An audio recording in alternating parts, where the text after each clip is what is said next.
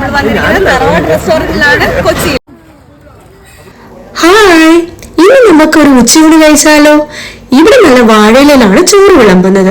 അതും നല്ല തൊടുകറികളായ ചമ്മന്തി, അച്ചാർ, അവിയൽ, തോരൻ, പിന്നെ സ്പെഷ്യൽ കരിമീൻ മപ്പാസ്, കാളാഞ്ചി മപ്പാസ്, പിന്നെ കാളാഞ്ചി പൊളിച്ചത്, കരിമീൻ പൊളിച്ചത്, പിന്നെ താറാവ്, ബീഫ്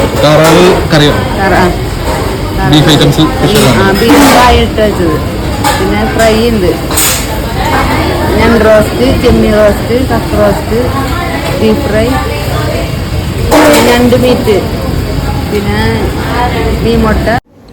ഞങ്ങൾ വന്ന സമയം ലേറ്റ് ആയതുകൊണ്ട് എല്ലാം ഒരുവിധം കഴിഞ്ഞിരുന്നു.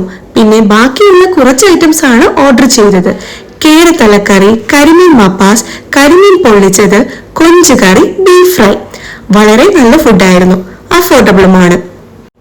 ഇവരുടെ കറികൾക്കെല്ലാം നല്ല സ്വാദാണ്.